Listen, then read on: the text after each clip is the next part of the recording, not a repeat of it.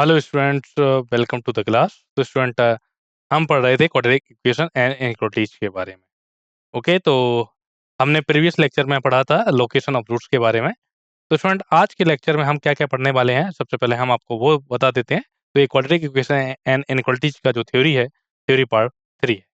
Okay, तो आज के लेक्चर में हम स्टूडेंट आपको इनइक्वालिटीज के बारे में बताएंगे कि क्वाड्रेटिक इनइक्वालिटीज क्या होती हैं, और इनसे रिलेटेड जितनी भी इंपॉर्टेंट रिजल्ट हैं वो हम आज की क्लास में आपको एक एक करके सारी चीजें बताएंगे। तो स्टूडेंट, आप कॉपी और पेन रखिए, क्योंकि ये जो इनइक्वालिटीज के जो स्टैंडर्ड रिजल्ट्स हैं और फॉर्मूले हैं वो आपको याद होने चाहिए, क्योंकि जब हम क्वेश्चंस को सॉल्व करेंगे तब वहां पर आपको ये चीजें पता होनी चाहिए। अदरवाइज आप क्वेश्चन को सॉल्व करने में नहीं पाएंगे, दिक्कत होगी आपको सॉल्व करने में, क्योंकि आपको अगर फॉर्मूले पता नहीं होंगे तो आप आगे प्रोसीड नहीं कर पाएंगे। ओके, फिर हम आपको उसके बाद arithmetic, geometric, harmonic mean inequality के बारे में बताएंगे कि harmonic mean and geometric mean and arithmetic mean के बीच में किस टाइप की इनइक्वालिटी सेटिस्फाई होती है। फिर हम आपको लॉगरिथम इनइक्वालिटीज के बारे में बताएंगे। फिर इससे रिलेटेड कुछ इंपॉर्टेंट रिजल्ट्स होंगे, उन्हें हम आज के लेक्चर में बताएंगे। तो ये जो क्वाड्रेटिक इक्वेशन है इनइक्वालिटीज पर, ये थ्योरी का लास्ट लेक्चर है। ठीक है, फिर हम इसके बाद क्या करेंगे, इसके बाद हम इससे रिलेटेड क्वेश्चंस को सॉल्व करेंगे। तो डिस्क्लेमर क्या है स्टूडेंट? डिस्क्लेमर ये है कि देखिए, इस जो भी मैं लेक्चर ले रहा हूँ, इसमें जो भी स्लाइड्स में जो भी कंटेंट है या इमेज है, इन्हें हमने केवल एजुकेशनल पर्पज के लिए यूज किया है।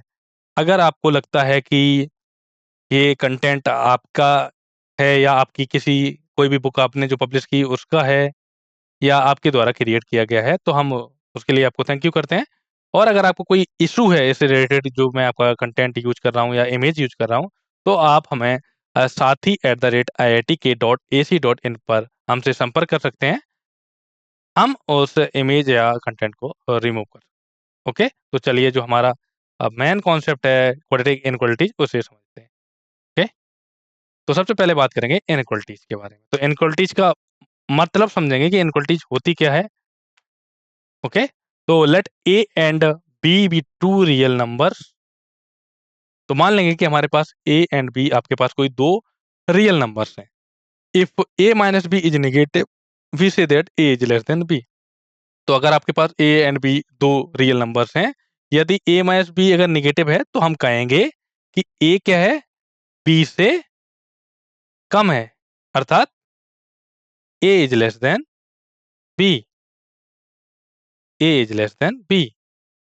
अगर ए माइनस बी क्या है, निगेटिव है, तो हम बोलेंगे कि a is less than b.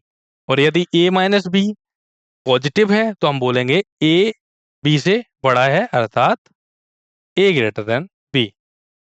तो ये क्या है, this shows the inequalities concept. तो इनइक्वालिटीज का कॉन्सेप्ट क्या है कि अगर आपके पास दो रियल नंबर्स हैं, ए एंड बी, अगर आपके पास दो रियल नंबर्स हैं, अगर ए माइनस बी क्या है, निगेटिव है, ए माइनस बी अगर आपका निगेटिव है, तो हम बोलेंगे कि ए की जो वैल्यू है वो क्या है, बी से कम है। और अगर आपका ए माइनस बी पॉजिटिव है, तो हम बोलेंगे कि a is greater than b है। ये किसका कॉन्सेप्ट है? ये इनइक्वालिटीज का कॉन्सेप्ट है। तो आई होप आपको इतना समझ में आया हो। तो अब हम इम्पोर्टेंट रिजल्ट्स ऑन इनइक्वालिटीज में देखेंगे। तो कौन कौन से इम्पोर्टेंट रिजल्ट होते हैं इनइक्वालिटीज के। तो स्टूडेंट, आपसे रिक्वेस्ट है कि आप इन्हें नोट कर लीजिए, साथ साथ नोट कर लीजिए, क्योंकि जब हम क्वेश्चंस को सॉल्व करेंगे तब ये इनइक्वालिटीज का यूज होगा। तो if a is greater than b, then a plus minus b greater than b plus minus c for all c belongs to R. तो इसमें ये बोला जा रहा है कि अगर आपके पास कोई दो नंबर हैं और ये इनइक्वालिटी को सेटिस्फाई कर रहे हैं कि a is strictly greater than b, तो क्या करेंगे, अगर आप कोई नंबर सी को ऐड करते हैं तो इनइक्वालिटी आपकी चेंज नहीं होती है, या अगर आप किसी भी सब नंबर को सब्ट्रैक्ट करते हैं तो आपकी इनइक्वालिटीज क्या रहती है, अनचेंज्ड रहती है। अगर आपके पास क्या है, ए ग्रेटर देन बी है, तो अगर आप कोई भी रियल नंबर को चाहे ऐड कर दें दोनों तरफ या सब्ट्रैक्ट कर दें दोनों तरफ, तो इनइक्वालिटी हमारी कैसी रहती है, अनचेंज्ड रहती है। जैसे यहाँ पर देख सकते हैं, अनचेंज। सेकंड पॉइंट है कि if a is greater than b, then अगर एम की वैल्यू ग्रेटर देन 0 है, तो a m greater than b m होता है। अगर student a greater than b है और एम कोई आपका पॉजिटिव नंबर है, पॉजिटिव रियल नंबर है, तो अगर आप पॉजिटिव रियल नंबर m से मल्टीप्लाई करेंगे तो हो जाएगा a m greater than b m. तो अगर आपके पास कोई इनइक्वालिटी गिवन है a ग्रेटर देन b, तो अगर को आप कोई पॉजिटिव रियल नंबर का मल्टीप्लाई करेंगे तो इनइक्वालिटी हमारी अनचेंज रहती है, a m greater than b by m, sorry a m greater than b m और a by m greater than b by m. तो स्टूडेंट एम अगर आपका पॉजिटिव नंबर है तो ए ग्रेटर देन बी है, तो अगर आप चाहे एम से मल्टीप्लाई करें या एम से डिवाइड करें तो आपकी जो इनइक्वालिटीज है वो आपकी अनचेंज रहती है। इसका बी पार्ट क्या है कि यदि एम की वैल्यू आपकी निगेटिव हुई, यदि आपकी एम की वैल्यू निगेटिव हुई तो ए एम क्या होगा, strictly less than b m हो गया, मीन्स इनइक्वालिटी आपकी चेंज हो जाएगी और a by m is strictly less than b by m. समझ गए स्टूडेंट? अगर हम पॉजिटिव रियल नंबर से मल्टीप्लाई कर रहे हैं तो हमारी इनइक्वालिटी में कोई भी चेंजेस नहीं होंगे। अगर हमने नेगेटिव रियल नंबर से मल्टीप्लाई कर दिया तो हमारे जो इनइक्वालिटी है वो चेंज हो जाएगी। चेंज हो जाएगी का मतलब क्या होगा, जैसे यहाँ पर हमारी इनइक्वालिटी क्या है, a ग्रेटर देन b, यहाँ पर ग्रेटर देन 1, तो यहाँ पर क्या हो जाएगा, लेस। देख सकते हैं आप, यहाँ पर देख सकते हैं, यहाँ पर ग्रेटर था तो लेस हो गया। ठीक है, अगर यहाँ पर लेस होता है तो ग्रेटर हो जाता है। तो second point I hope clear हुआ होगा। थर्ड पॉइंट का पहला ए पार्ट क्या है कि if a is greater than b greater than 0, then a square is greater than b square और modulus of a greater than modulus of b और 1 by a is less than 1 by b. तो student अगर आपके पास कोई दो real number हैं जो कि पॉजिटिव हैं और एक कंडीशन सेटिस्फाई करे कि a greater than b greater than 0, तो उस केस में अगर आप दोनों नंबर का स्क्वायर करेंगे तो वही इनक्वालिटी हमारी अनचेंज्ड रहेगी। ठीक है, अगर एब्सोल्यूट वैल्यू रहेंगे तब भी अनचेंज रहेगी, अगर आप इनका रेसिप्रोकल करेंगे तो इनइक्वालिटी आपकी चेंज हो जाएगी। ओके, नेक्स्ट है बी पॉइंट, क्या है आपका कि अगर आपके ने दोनों रियल नंबर्स आपके निगेटिव हैं और a is strictly less than b less than 0, तो ए स्क्वायर क्या होगा, ग्रेटर देन बी स्क्वायर और absolute value of a is greater than absolute value of b और 1 by a is strictly greater than 1 by b. तो इसमें inequality क्या है, हो जाएगी, चेंज हो जाएगी। तो इसमें देख सकते हैं ये वाली इनइक्वालिटी आपकी चेंज हो और ये वाली। अब देखेंगे फोर्थ पॉइंट क्या है कि अगर आपके पास कोई रियल नंबर्स हैं ए एंड बी जिनके जो साइन है वो कैसे हैं, अपोजिट साइन है। कैसे साइन है, अपोजिट साइन है, ए इज लेस देन 0 और बी इज ग्रेटर देन 0। मानने दो ऐसे रियल नंबर लिए हैं जिनके जो साइन है वो कैसे हैं, अपोजिट हैं। देन पहला पॉइंट है कि a square is strictly greater than b square if absolute value of a is greater than absolute value of b. B point है आपका a square is strictly less than b square if absolute value of a is less than absolute value of b. Fifth point है if a and b any two positive real number and x b another real number. A भी हमारे पास कोई दो positive real number है और एक आपने एक्स कोई रियल नंबर ले लिया जो आपका ए और बी के बीच में लाई करता है, तो क्या कंडीशन सेटिस्फाई होगी, क्या इनइक्वालिटी सेटिस्फाई होगी, a is sorry a square strictly less than x square strictly less than b square. Last point है इफ हमारे पास अगर ए एंड बी आपके पास कोई दो नेगेटिव रियल नंबर हैं, तो अगर आपने इन दोनों नेगेटिव रियल नंबर के बीच में कोई एक नंबर ले लिया तो ए एंड बी के, ए आपका कोई रियल नंबर है, बी आपका कोई रियल नंबर है और ए का साइन नेगेटिव है, दोनों के साइन नेगेटिव नहीं, ए जो है इसका साइन नेगेटिव है और बी है इसका साइन पॉजिटिव है, तो आपको क्या मिलेगा स्टूडेंट, तो यहाँ से क्या मिलेगा आपको, ये इनक्वालिटी आपकी थोड़ी चेंज हो जाएगी। अगर ए नेगेटिव है और बी पॉजिटिव है, ए नेगेटिव है बी पॉजिटिव है, तो क्या कंडीशन हो सकती है, तो एक्स स्क्वायर क्या होगा, अगर आपने एक्स की वैल्यू 0 से बड़ी ले ली, अगर आपने एक्स स्क्वायर की वैल्यू 0 से बड़ी ले ली तो x square strictly less than b square हो जाएगा। ओके, तो आई होप आपको ये इंपॉर्टेंट रिजल्ट समझ में आए हो। तो यहाँ से क्या समझे थे, अगर आपने ए की वैल्यू नेगेटिव ले ली और बी की वैल्यू पॉजिटिव ले ली तो क्या क्या रिजल्ट हो सकते हैं वो समझेंगे। तो जैसा कि मैंने आपको बताया था अभी कि अगर आपने एक्स की वैल्यू अगर पॉजिटिव ले ली तो एक्स स्क्वायर क्या होगा, strictly less than b square, जहाँ पर मॉडुलस ऑफ बी क्या होना चाहिए, modulus of a, modulus of b greater than modulus of a. और बी पॉइंट होगा कि अगर आपने एक्स स्क्वायर की value greater than equal to 0 ले ली और strictly less than a square ये कब होगा? जब absolute value of a is strictly greater than absolute value of b. Seventh point क्या है कि if a i is greater than b i is greater than zero, means a one a to a three dot dot dot a n and b one b two b three dot dot b n, ये आपके क्या है? Positive numbers हैं। तो अगर आप इन सारे positive numbers का a one into a to a three dot dot a n करेंगे और ये कंडीशन सेटिस्फाई है, तो क्या हो जाएगा? A one into a two into a three into dot dot a n is strictly greater than b one into b two into b three dot dot b n, जहाँ पर आपका जो आई है वेरी कर रहा है 1:n। नेक्स्ट पॉइंट है if a i is greater than b i, जहाँ पर i equal to 1 2 3 dot dot dot n, then क्या मिलेगा आपको? A one plus a two plus a three plus dot dot plus a n is strictly greater than b one plus b two plus dot dot plus b n. Next है if absolute value of x is strictly less than a, then आपको पहला point क्या मिलेगा? If a is greater than zero then x belongs to open interval minus a to a. Next point है if a is negative then x belongs to empty set. Okay, यहाँ पर empty set. Okay, चलिए next देखते हैं। Next है आपका arithmetic geometric harmonic mean inequality. Student ये काफी इंपॉर्टेंट इनइक्वालिटी है। The arithmetic geometric harmonic mean of positive real number is defined as follow. तो student arithmetic mean, geometric mean and harmonic mean, तो अगर हम arithmetic mean and geometric mean के सबसे पहले कंडीशन बताएं तो क्या होता है? पहली कंडीशन क्या है कि पहला पॉइंट है कि जो अर्थमेटिक मीन होता है या समांतर माध्य होता है, वो क्या होता है? Strictly greater than equal to geometric mean, या जिसे हमें बोलते हैं गुणात्मक माध्य। ये ग्रेटर देन इक्वल टू होता है हार्मोनिक मीन, जिसे हम बोलते हैं हरात्मक माध्य। तो स्टूडेंट क्या होता है? Arithmetic mean is greater than equal to geometric mean is greater than equal to harmonic mean. या आप ऐसे शॉर्ट फॉर्म में भी लिख सकते हैं कि a m is greater than equal to g m is greater than equal to h m. अब पहला पॉइंट है कि अगर हमारे पास ए एंड बी दोनों अगर पॉजिटिव रियल नंबर हैं, तो आपको क्या मिलेगा? आपका जो दोनों पॉजिटिव रियल नंबर का अर्थमेटिक मीन क्या हो जाएगा? A plus b by two. तो अर्थमेटिक मीन की जगह a plus b by two रख देंगे, greater than equal to geometric mean क्या होगा? Square root of a b, greater than equal to harmonic mean हो जाएगा 2 divided by 1 by a plus 1 by b.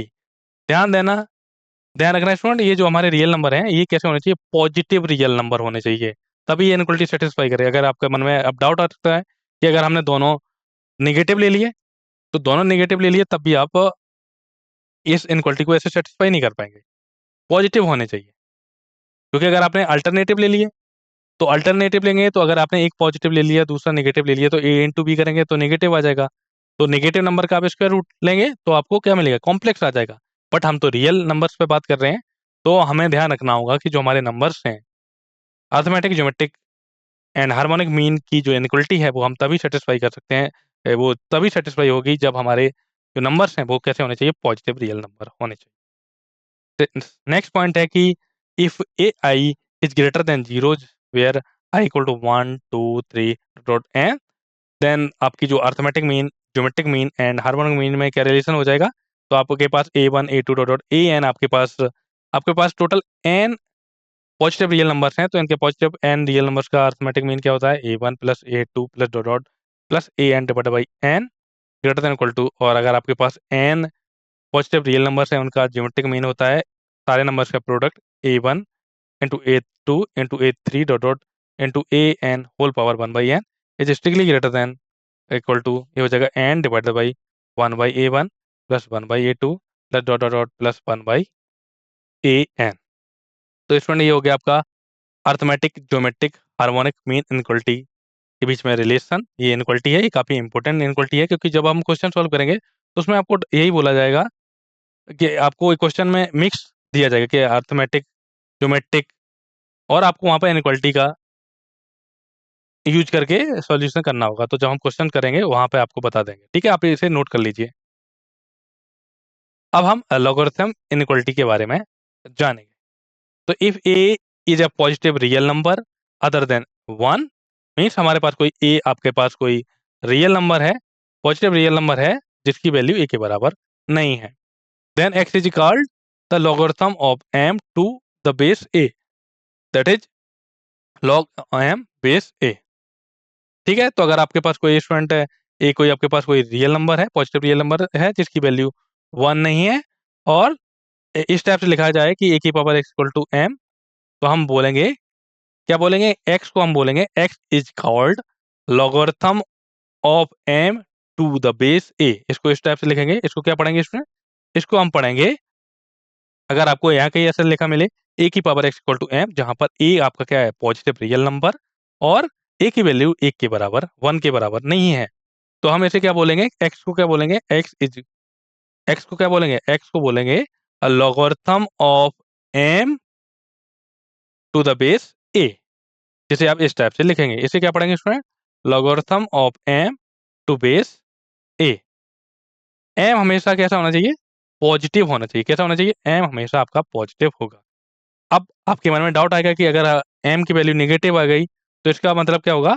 तो student, अगर m की value less than equal to 0 या 0 के बराबर या 0 से छोटी हुई, तो log m to the base a will be meaningless. Mean अगर आपने m की वैल्यू 0 के बराबर या 0 से छोटी ली है, तो log m to base a का कोई भी मतलब नहीं होगा, क्योंकि लॉगरिथम फंक्शन की अगर हम डोमेन की बात करेंगे वो पॉजिटिव रियल नंबर। ओके, तो इसलिए नेगेटिव का यहाँ पर कोई भी अर्थ नहीं होगा। नेक्स्ट पॉइंट आपका ये कि log m to the base a exist if m a m comma a is greater than 0 and a does not equal to 1। तो स्टूडेंट ये वो कहना चाह रहा है कि log m to the base a, इसकी वैल्यू तभी एग्जिस्ट करेगी जब हमारा जो m है एंड a दोनों के दोनों पॉजिटिव होने चाहिए, और a की वैल्यू 1 के बराबर नहीं होनी चाहिए, तब हमारी लॉगरिथम इनइक्वालिटी को ट्राई करेंगे। ये है आपका लॉगरिथम के बारे में बताया। अब हम लॉगरिथम इनइक्वालिटी भी देखेंगे, इनसे रिलेटेड कुछ इंपॉर्टेंट रिजल्ट भी देखेंगे। तो चलिए अब हम बात करते हैं इंपॉर्टेंट रिजल्ट्स ऑन लॉगरिथम के बारे में। तो स्टूडेंट, पहला पॉइंट है कि a की power log x to the base a equal to क्या हो जाएगा, x, जहां पर a की वैल्यू क्या होनी चाहिए, strictly greater than 0, does not equal to 1 and x greater than 0। Okay, तो यहाँ पर देखेंगे स्टूडेंट, ये a है, यहाँ पर ये आपकी अगर बेस सेम है और a की वैल्यू क्या होनी चाहिए, पॉजिटिव होनी चाहिए, और डज नॉट इक्वल टू 1, तब हम a की power log x base e को आप x लिख सकते हैं। सेकेंड पॉइंट है a की power log x to the base b equal to आप क्या लिख सकते हैं, x log a to the base b। तो स्टूडेंट आप इसको देखेंगे और इसको देखेंगे, जहां पर a b आपके दोनों कैसे होने चाहिए, पॉजिटिव होने चाहिए, और डज नॉट इक्वल टू 1 होना चाहिए, और x की वैल्यू आपकी पॉजिटिव होनी चाहिए। तो स्टूडेंट ये इंपॉर्टेंट रिजल्ट ऑन लॉगरिथम है, ये आपको याद होने चाहिए, क्योंकि अभी आप जब क्वेश्चन करेंगे कॉम्पिटिटिव एग्जाम में, आपको ये जो रिजल्ट्स हैं, इंपॉर्टेंट रिजल्ट हैं, इनसे डायरेक्ट कुछ कुछ क्वेश्चन पूछ लेते हैं। किसी किसी क्वेश्चन में आपको इन्हीं की वैल्यू पूछी जाती है और आपको उसी में उलझा दिया जाता है। ठीक है, थर्ड पॉइंट है कि log a to the base a equal to 1 होगा। ये कब पॉसिबल है, जब a की वैल्यू ग्रेटर देन 0 हो और डज नॉट इक्वल टू 1 हो। फोर्थ पॉइंट है log ax to the base a equal to आप लिख सकते हैं 1 by log a to the back to the base ax, तो जहां पर x a की जो वैल्यू है ग्रेटर देन 0 और does not equal to 1। Fifth point है log x to the base a equal to होता है, इसे आप लिख सकते हैं log b base a into log x base b equal to आप ऐसे लिख सकते हैं। तो यहाँ पर ऐसे क्या लिख सकते हैं स्टूडेंट, या आप ऐसे ऐसे लिख सकते हैं, इस नंबर को क्या लिख सकते हैं, log x base b divide by log a base b, जहां पर a b आपके पॉजिटिव है, डज नॉट इक्वल टू 1 है, और x की वैल्यू ग्रेटर देन 0 है। सिक्स पॉइंट है if x is greater than 0, a is greater than 0, does not equal to 1। तो इसके लिए आपको 6 जो प्रॉपर्टी है इसमें 2 पॉइंट है कि अगर आपने x एंड a दोनों पॉजिटिव रियल नंबर लिए और डज नॉट इक्वल टू 1, तो पहला पॉइंट है a log x base log x to the base a की पावर n इक्वल टू आप लिख सकते हैं 1 by n log x to the base a। ये काफी इंपॉर्टेंट प्रॉपर्टी है ये वाली, नोट करेंगे, क्योंकि जब आप सीक्वेंस एंड सीरीज पढ़ेंगे या और बाकी की चीज़ें पढ़ेंगे उसमें ये यूज हो सकता है सम ऑफ सीरीज, क्योंकि आपको इस टाइप से दे सकते हैं। और अभी क्वाड्रेटिक इक्वेशन में भी काफ़ी इनका यूज होगा, वो हम क्वेश्चन करेंगे तब आपको समझ में आ जाएगा। बी पॉइंट है कि log x की power m to the base a की पावर n इक्वल टू क्या हो जाएगा, m by n log x to the base x। Okay. 7th point है if x is strictly greater than y strictly greater than 0 means x and y हमारे दो positive real number हैं, then क्या मिलेगा, पहला है कि log x base a is strictly greater than log y base a if a is greater than 1। b point है log x base a is strictly less than log y base a, जहां पर a की value क्या होनी चाहिए, 0 से 1 के बीच में बिलोंग करनी चाहिए। ठीक है, अगर x and y greater than 0 है, x is strictly greater than y greater than 0, तो क्या हो जाएगा, log x base a is strictly less than log y base a। 8th point है if a is strictly greater than 1 and x greater than 0, then आपको क्या क्या मिलेगा, then आपका ये हो जाएगा कि log x base a is strictly greater than p, this implies x greater than a power p। p point क्या है कि 0 is strictly less than log x to the base a strictly less than p, this implies क्या लिख सकते हैं आप, 0 strictly less than x strictly less than a की power p।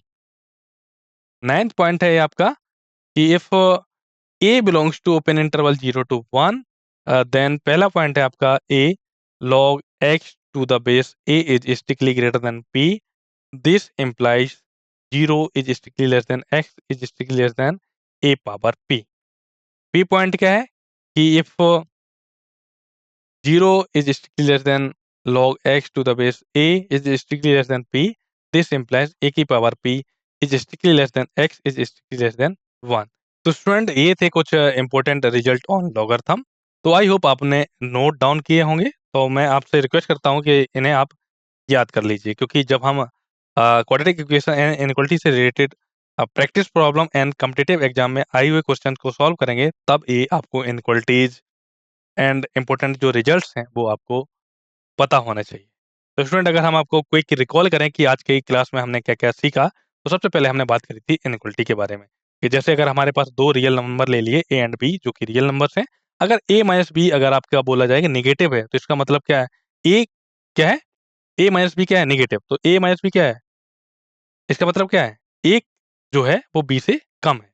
और अगर आपसे बोला जाए ए माइनस बी क्या है, आपका पॉजिटिव है, तो हम बोलेंगे कि जो ए है, जो आपका ए रियल नंबर है, वो बी से बड़ा है। तो जैसे अगर आप ए को लिखेंगे ए बी से छोटा है, तो इसे लिखेंगे ए इज लेस देन बी। और अगर आप बोलेंगे कि स्मॉल ए है आपका बी से बड़ा है, तो आप बोलेंगे ए इज ग्रेटर देन बी। तो ये जो कॉन्सेप्ट है इसको हम बोलते हैं इनइक्वालिटीज। तो फिर हमने आपको इनइक्वालिटीज के रिलेटेड काफी इंपॉर्टेंट रिजल्ट्स भी बताए थे, फिर हमने लॉगरिथम के बारे में बताया था, और लॉगरिथम से related important result on logarithm के बारे में बात करी। तो स्टूडेंट, जो हमारा क्वाड्रेटिक इक्वेशन एंड इनइक्वालिटीज जो चैप्टर चल रहा था, इसकी हमने थ्योरी कवर कर ली है। अब स्टूडेंट, हम आने वाले लेक्चर्स में क्वाड्रेटिक इक्वेशन से रिलेटेड काफी क्वेश्चन सॉल्व करेंगे। तो स्टूडेंट, आई होप आपको थ्योरी का जो पार्ट था वो सारे पार्ट समझ में आए होंगे। तो हमने थ्योरी के टोटल कितने पार्ट बनाए, 3 पार्ट्स बनाए, ये थर्ड पार्ट था। तो स्टूडेंट, मैं आशा करता हूँ कि आप सारे जितने भी पार्ट्स हैं उन्हें देखें, और उनके जो नोट्स हैं, लेक्चर नोट्स हैं, या जो भी आपने इंपॉर्टेंट फॉर्मूला लिखे होंगे, वो आप नोट डाउन करके रखें, क्योंकि जब हम क्वेश्चन सॉल्व करेंगे तो उस टाइम वो यूज होंगे। ओके। तो स्टूडेंट, आज के लेक्चर को हम यहीं पे समाप्त करते हैं। नेक्स्ट लेक्चर में हम क्वाड्रेटिक इक्वेशन एंड इनइक्वालिटी से related practice problem and competitive exam में आए हुए क्वेश्चंस को सॉल्व करेंगे। तो स्टूडेंट, आज के लेक्चर को हम यहीं पे समाप्त करते हैं। मिलते हैं स्टूडेंट नेक्स्ट लेक्चर में, तब तक के लिए थैंक यू स्टूडेंट।